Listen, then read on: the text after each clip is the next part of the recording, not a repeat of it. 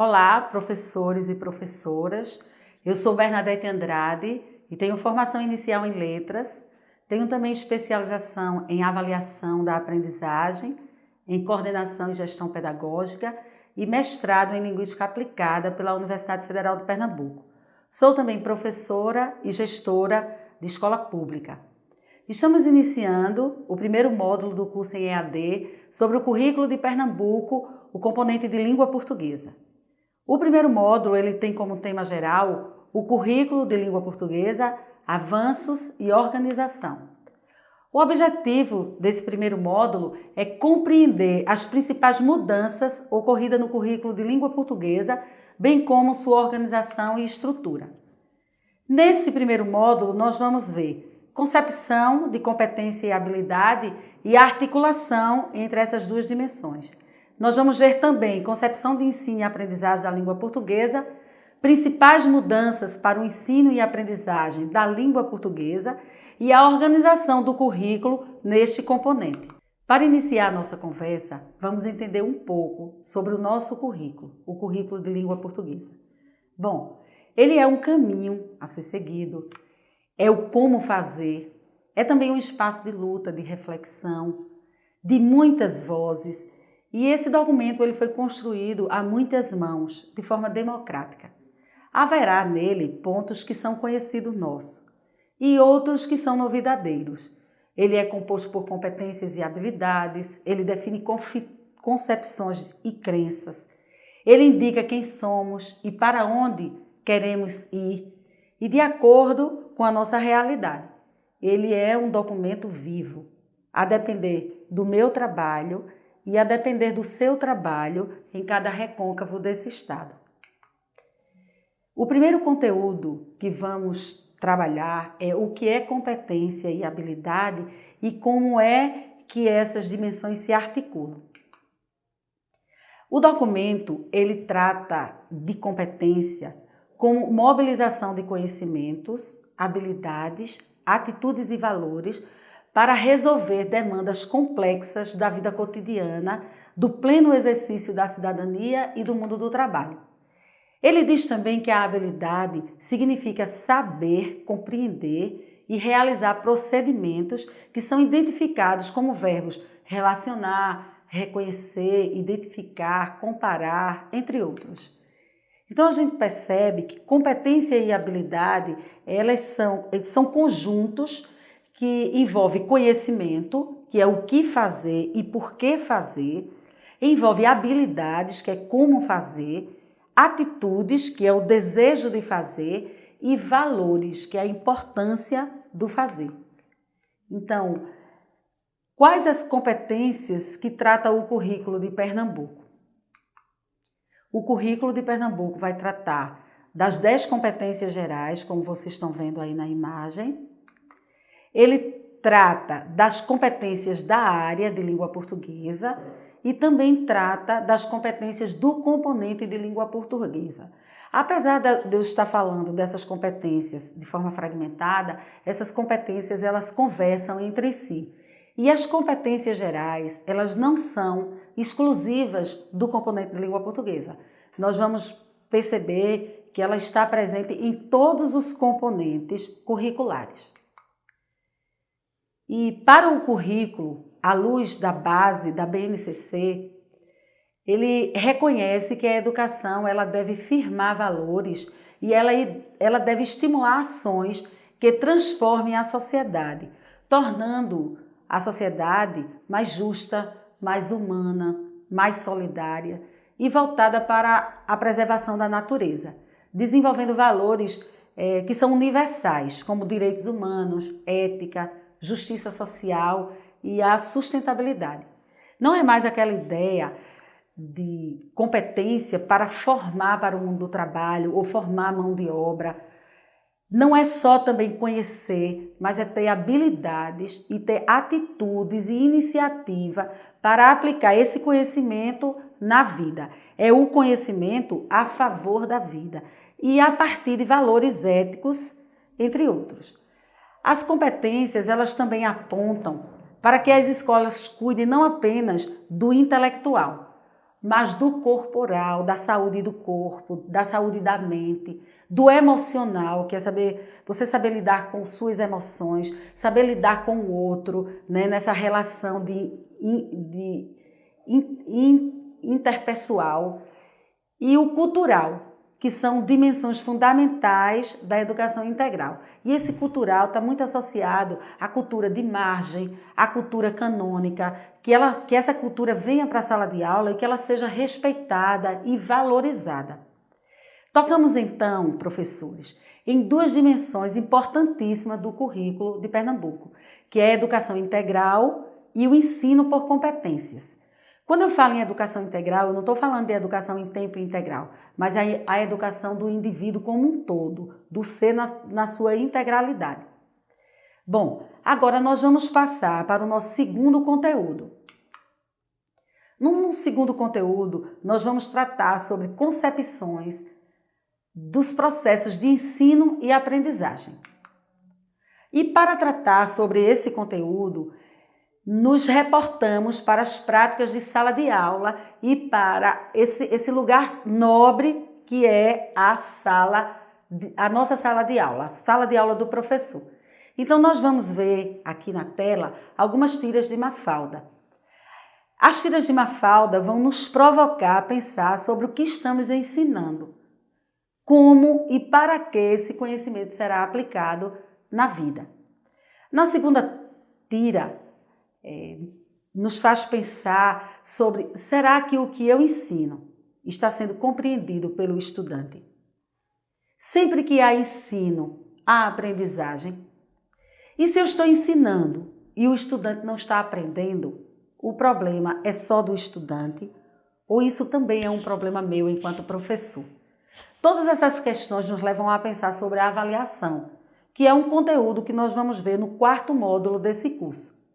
A seguinte tira, ela leva-nos a pensar no nosso público, no público-alvo, esse público que nós estamos servindo, e na forma como hoje esses adolescentes e crianças aprendem. Porque hoje eles aprendem em outros espaços que não só apenas a sala de aula. Espaços que são dinâmicos, que são interativos, né, que aprendem de forma compartilhada. E como é que eles estão aprendendo no espaço da nossa sala de aula? Será que eles estão aprendendo da mesma forma? Ou no espaço da sala de aula, eles estão aprendendo de forma mais repetitiva, com metodologias mais tradicionais e distante desse mundo contemporâneo? E será, professor, que isso impacta nessa forma desse estudante aprender, compreender? Pensemos então que nós, professores, nós somos responsáveis por ensinar e fazer aprender. Se não aconteceu a aprendizagem, é sinal de que precisamos mudar a nossa metodologia de ensino para métodos que sejam mais atrativos. É preciso nós pensarmos que se não estão aprendendo é porque alguma coisa nós temos que mudar na nossa prática pedagógica.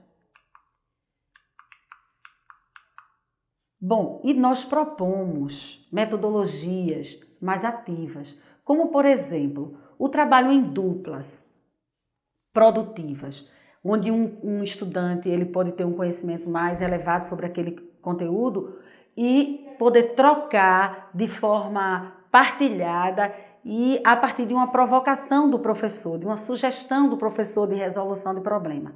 Nós temos também o trabalho feito com monitoria, onde um grupo ele tem um colega em que é o líder, é aquele que tem um conhecimento um pouco mais elevado do resto do grupo e esse estudante pode compartilhar, pode fazer uma aprendizagem mais interativa, pode acompanhar o estudo dos colegas, pode estimular os colegas e também o trabalho em grupos dinâmicos, onde ali naquele grupo existem vários níveis de conhecimento e aí esses estudantes podem trocar experiências. Isso é uma proposta de trabalho que distancia-se de um ensino transmissivo e meramente expositivo, repetitivo e mecânico. E se volta, professor, para um trabalho mais dinâmico, um trabalho mais motivador, uma sala de aula mais viva, mais ativa. O trabalho em grupos colaborativos, É um meio que oportuniza estudantes a trocar conhecimentos, trocar sentimentos, trocar emoções, e isso vai respingar lá nas 10 competências. Isso de forma interativa, saindo do lugar comum, daquele lugar do professor e aluno no sentido vertical, para uma experiência de aprendizagem diferenciada com o próprio colega, que é da mesma idade, que tem a mesma linguagem, o mesmo nível de conhecimento, e aí acontece a troca horizontal. Eles são jovens que têm habilidades bem próximas, mas eles são diferentes, e aí eles se complementam e avançam juntos. E esse trabalho em grupo, professor, é diferente daquele trabalho em grupo onde cada um tem sua parte e cada um faz apenas sua parte. É um trabalho colaborativo, é uma construção conjunta, uma construção partilhada. E essa construção ela provoca discussões e argumentações, crítica entre os pares, entre os estudantes, e gera o processo de ação, reflexão e ação. Esse trabalho também, professor, possibilita mais tempo para você fazer intervenções e acompanhar o desenvolvimento cognitivo dos grupos. E aí toca novamente na questão da avaliação, que nós vamos ver no quarto módulo. E nessa perspectiva, o professor ele exerce um papel importantíssimo, que é o de mediador do conhecimento. Não mais aquele que está na frente, que sabe tudo, mas aquele que partilha conhecimento. Outras formas, professor, de um trabalho mais dinâmico é a tertúlia dialógica, é a leitura compartilhada, colaborativa, que também é proposta pelo currículo de Pernambuco, o trabalho com sequências didáticas, a resolução coletiva de situações, problemas que você pode levar para a sala, dentre tantos outros, professor, que são feitos, eu acredito, em cada recôncavo deste estado, no chão da sala de aula, por vocês que são mestres aguerridos. Segundo Paulo Freire, o trabalho do professor é o trabalho do professor com os alunos e não do professor consigo mesmo. Então, o papel do educador em suas intervenções é o de estimular, é o de observar e mediar, criando situações de aprendizagem significativas. E aí instiga o professor a fazer anotações, que às vezes é uma prática que o professor não tem muito, que é de anotar essas observações para daí ele partir para intervenções. Essa metodologia, ela muda a ideia professor como único detentor do saber e o estudante apenas como um receptor. Eles estão lado a lado e não mais assim um à frente do outro. O professor e estudantes, eles trabalham coletivamente. E também há a possibilidade de refletir com os professores, né? E outras possibilidades de ensinar e também de aprender em espaços maiores, espaços mais nobres, como é o caso da sala de aula, e também em visitas a teatros, museus, universidades, espaços de ciências e tecnologias. E aí provoca projetos interdisciplinares, que é o grande desafio nosso hoje com o currículo de Pernambuco, e também a aprendizagem em espaços menores, como a conversa tete a tete, né, pelos corredores da escola, no dia a dia, aquela conversa no pé do ouvido com o estudante. Uma outra proposta de trabalho, professor, é a pedagogia de projeto, como você está vendo aí na tela. A pedagogia de projeto é uma metodologia de trabalho educacional que tem por objetivo organizar a construção dos conhecimentos em torno de metas previamente definidas de forma coletiva entre alunos e professores. O projeto ele deve ser considerado como um recurso, uma ajuda, uma metodologia de trabalho destinada a dar vida ao conteúdo, tornando a escola mais atraente e a sala de aula mais viva. O projeto ele surge de uma situação-problema e ele busca resolver essa situação-problema que pode estar no espaço da escola, no entorno da escola. Então, ele não começa de uma folha em branco nem no espaço vazio. Ele é provocado por um problema no espaço da escola. E ele é a oportunidade de trabalhar com a interdisciplinaridade, porque vários componentes curriculares podem agregar conhecimentos a esse trabalho e, junto com os colegas, resolver aquela situação. Ele amplia também a interação no espaço da escola e ele valoriza muito o que o estudante já sabe e o que ele precisa saber, né? E um ponto importante da pedagogia de projeto é que ela proporciona o protagonismo juvenil, que é uma palavra de ordem dentro da base curricular comum. Bom, E aí a gente encerra o nosso segundo conteúdo e vamos iniciar o nosso terceiro conteúdo, que vai tratar das principais mudanças para o ensino e aprendizagem da língua portuguesa. Então, quais seriam essas principais mudanças, tanto para o estudante quanto para o professor, dentro do currículo de Pernambuco, no componente de língua portuguesa? Então, como você vê aí na tela, né, nós temos uma imagem aí do multiletramento, né, que é uma palavra de ordem também, tanto dentro da BNCC quanto do currículo. Então, nessas 2 décadas, dos PCNs até a BNCC, o ensino de língua portuguesa ele tem evoluído bastante.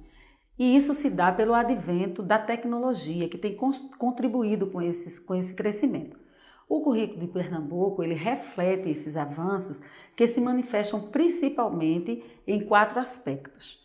Primeiro, a presença de textos multimodais, que são polarizados por tecnologias digitais. Ele também vai tocar nas questões de multiculturalismo, que vai demandar da contemporaneidade. E o terceiro ponto é a análise linguística, que agora recebe a carga da semiótica. Então ganha força a imagem, a cor, a luz, o movimento. E, por fim, o português brasileiro. Então vocês estão vendo aí na imagem esses multiletramentos, que é a palavra de ordem atrelada a textos multimodais, letramentos digitais, multissemiose e o multiculturalismo, como vemos na imagem que segue. Vamos refletir também um pouco mais sobre esse assunto no módulo 2 com a professora Wanda. Então, chamamos a atenção nesse módulo para o letramento digital, que é uma construção híbrida e que está em constante transformação e que exige uma nova forma de autoria. Essa navegação com autonomia na internet, a leitura crítica daquilo que você encontra na internet, né, que a gente chama de curadoria, o currículo vai chamar de curadoria, que exige você olhar bem para que site você está pesquisando, quem é que escreveu esse texto, se é uma pessoa que tem um discurso de autoridade, que costuma escrever sobre aquilo, se o site que você está pesquisando é confiável, né? Em que tempo essa notícia que você está compartilhando, ela foi veiculada, né? E evitar as fake news, né? E exige também do usuário uma nova forma de leitura. Não é mais aquela leitura da esquerda para a direita, mas é também a leitura de cima para baixo, né? Uma leitura que você busca um link, acessa um texto para contribuir com o significado daquilo que você está lendo. Então, é uma leitura muito mais ampla, porque a internet hoje é uma biblioteca de Alexandria. Então, é uma leitura mais autônoma, exige esse leitor mais autônomo e esse leitor mais crítico. E isso é um desafio para nós, professores, né? Que é pegarmos o que temos de tradicional e fazermos essa junção com essa nova modalidade de aprender. Então, você vê aí na imagem, né, o multiletramento aí no círculo, né, que também é chamado de novos letramentos, e no entorno dele está toda essa carga de multimodalidade, de letramento digital, de multissemiose, né, do multiculturalismo. Então, tudo isso está atrelado a esses multiletramentos, que hoje é o que tem de estudos mais novos na área de linguística. Então, a prática da análise linguística, que é um ponto novidadeiro no currículo, não a análise linguística, mas a inserção da semiose, né? Ela entra com muita força. Essa área refere-se ao estudo de textos em múltiplas linguagens, incluindo as digitais, como memes, GIFs, entre outros. Ele também oportuniza a interpretação de textos a partir das imagens, de links e demais recursos que os compõem, de modo que o estudante e professor perceba que a escolha da diagramação do conteúdo é também portadora de sentido. Por exemplo, numa fotografia, né, o estudante ser capaz de perceber o que está por trás da imagem, transmitida por informações como posição, como enquadramento, como luz, entre outros. E por último, o currículo traz como ponto novidadeiro o português brasileiro, que aproxima estudantes e professores de sua realidade linguística, atualizando e contextualizando o ensino da norma padrão. Não é deixar de ensinar a gramática, mas é trazer o uso para a sala de aula, saindo desse papel de fiscal da língua para o de falante da língua, respeitando os diversos falares brasileiros. E esse tema, professores, nós veremos no terceiro módulo com a professora Daniele Mota. E assim a gente encerra o nosso terceiro conteúdo e vamos partir para o quarto conteúdo e último, que é a organização do currículo de Pernambuco no componente de língua portuguesa dos anos finais. Então, o currículo de Pernambuco está organizado da seguinte forma.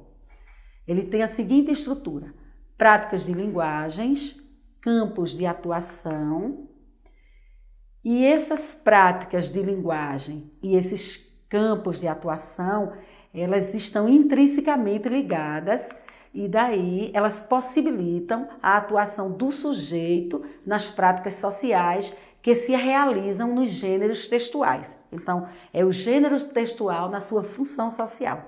E aí ele provoca esse protagonismo do estudante.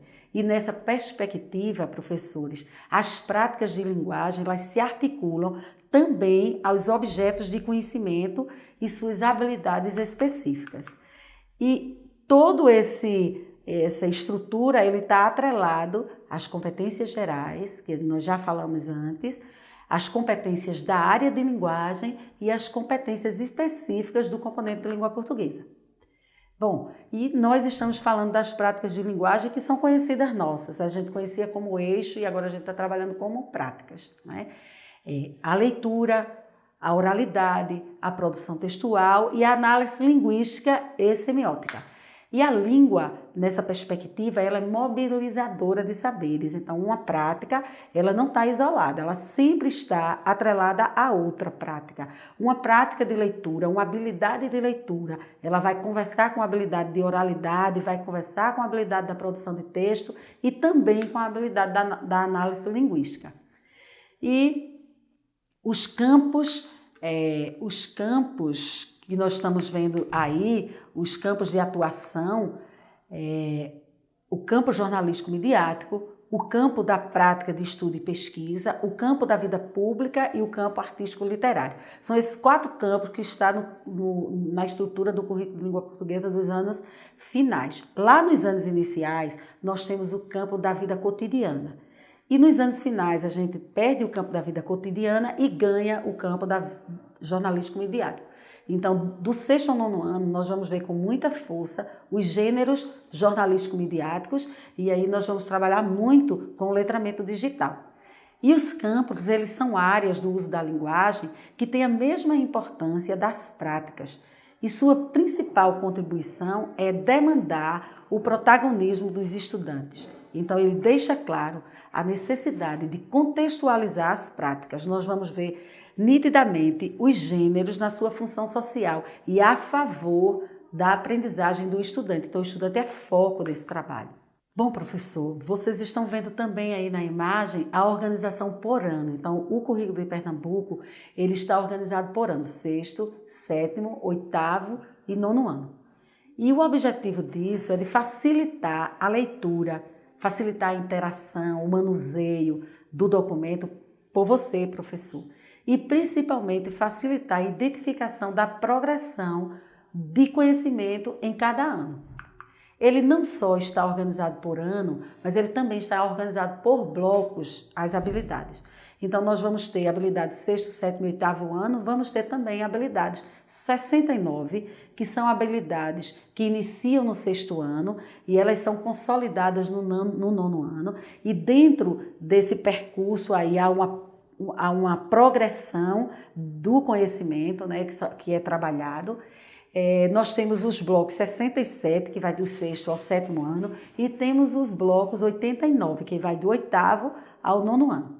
A progressão acontece de forma espiralada, como você pode ver, professor, pela complexidade do gênero, né, partindo do gênero mais simples para o gênero mais complexo, pela complexidade cognitiva da própria atividade proposta na habilidade, né? Que ela está ancorada na taxonomia de Bloom, parte do conhecer, para o compreender, para o analisar, para o aplicar e, por fim, avaliar. Então, há uma progressão por ano, há uma progressão por gênero textual e também há uma progressão cognitiva. E nós vamos perceber nitidamente, dentro da habilidade, no trato com o léxico. E vocês estão vendo aí uma habilidade. A habilidade do ensino fundamental, que vai do 6º ao 9º ano, de língua portuguesa, a habilidade 7 do currículo de Pernambuco. Se você ler direitinho, professor, você vai perceber que essa habilidade, ela articula as atividades de planejar, de produzir, de editar, revisar, reescrever, define o campo de articulação, que no caso é o jornalístico midiático, abre possibilidades de trabalho com gênero desse campo, chama atenção para o contexto de produção e para a situação comunicativa, mas para que o estudante ele desenvolva todas essas habilidades que eu citei, ele propõe que o professor planeje atividades de leitura, de oralidade, de análise linguística e semiótica, entre outros, né, que são necessárias para contextualizar esse saber com as situações de uso. Então, você percebe, professor, que as práticas não vão estar isoladas em nenhuma das habilidades. Elas sempre vão estar conversando umas com as outras. Bom, professor, e aí você vê um exemplo de como é que o currículo está organizado. Veja, ele está organizado por práticas de linguagem, campo de atuação, objeto de conhecimento e habilidades. Eu queria chamar a atenção para a questão do objeto de conhecimento, que não é algo tão conhecido nosso, professor. Nós queremos encontrar o conteúdo aí nesse objeto e nós não vamos encontrar. Nós vamos encontrar o conteúdo dentro das habilidades, né? E como é que nós vamos perceber a conversa dessa habilidade com esse objeto de conhecimento? O próprio léxico da habilidade vai dar pistas a você, professor, de que objeto está sendo tratado. Bom, aí outro exemplo, né, com outra prática, com a oralidade, você também vai perceber, professor, que essa primeira prática que nós colocamos, ela conversa com essa outra prática de oralidade e assim por diante, professor. Agora é colocar a mão na massa, usar o currículo, ler o currículo, trabalhar com o currículo. Bom, pessoal, encerramos aqui o nosso primeiro módulo. Espero ter contribuído nesse processo de apropriação de conhecimento sobre o currículo de Pernambuco. Foi um prazer ter partilhado com vocês um pouco do tempo de cada um tempo que é sagrado para nós. E segundo Paulo Freire, a alegria não chega apenas no encontro do achado, mas faz parte do processo da busca. E ensinar e aprender não pode dar-se fora da procura, fora da boniteza e da alegria. Meu respeito a todos e todas que diariamente encontram-se no chão da escola, na luta por um lugar melhor e muito mais justo para se viver. Afinal, não se faz um país sem professores. Que isso fique bem claro. E fica algumas referências para estudo e pesquisa. Muito obrigada, professores.